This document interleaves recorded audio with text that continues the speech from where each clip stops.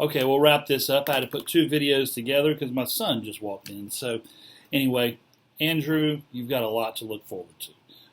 And I know you've already got some girls, but whatever this new one is, I don't know if y'all already know, but boys are a little different, and they're wonderful, and then you want to squeeze their necks every once in a while. So anyway, all right, so wrap this up.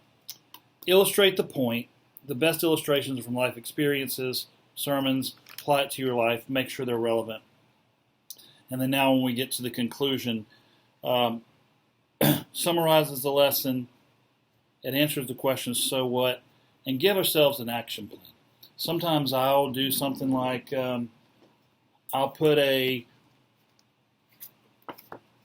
card in everybody's seat, or I'll get somebody to hand out a card and say, okay guys, in light of what we just studied with Jonah, what is one area of your life that you have the tendency to run away from God in?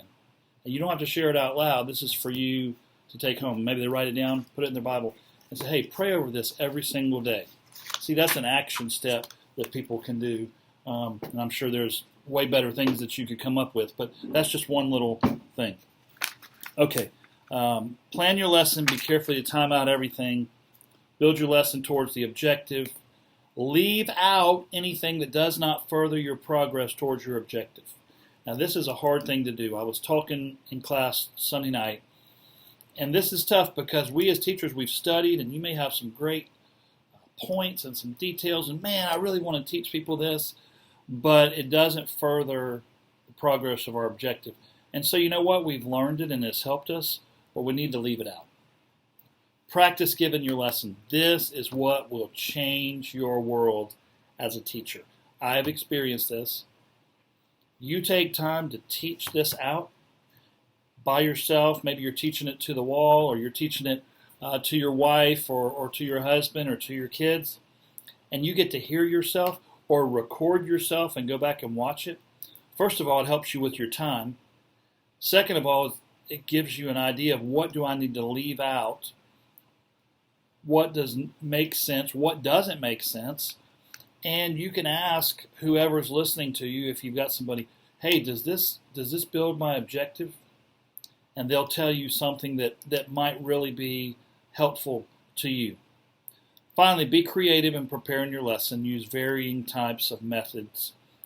Remember, people, remember more. I'm trying to get down here to this last blank here. Let me back up.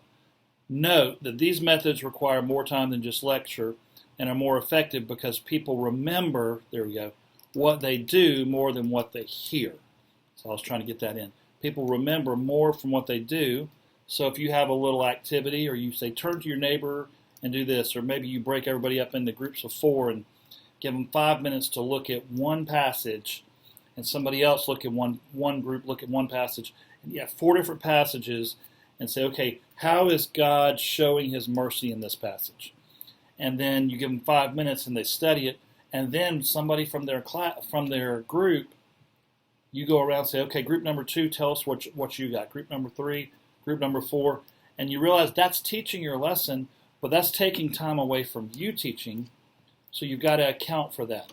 That's actually a very effective way because people get to hear from each other, and with 4 people in the group, and you could have as many groups as you want to across your class. With that many people in a group, that small of a group, everybody has to participate. They can't just sit back and listen.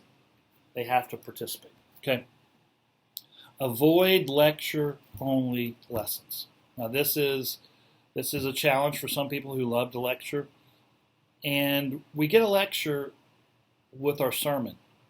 Pastor Mike, Pastor Dwayne, Pastor Sean, Pastor Jonathan, whoever is going to be teaching from the pulpit, that's all they really can do because they've got several hundred people in the room.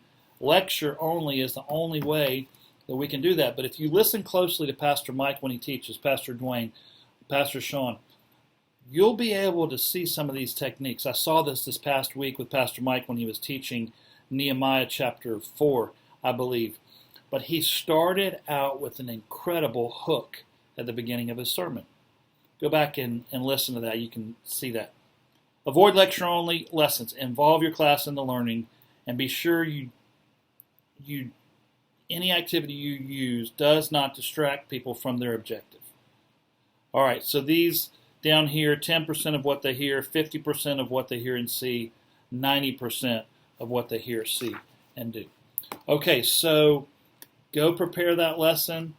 Hopefully this has been helpful to you, and I'm excited to hear what God's going to use, what God's going to say through you guys, and how He's going to use you.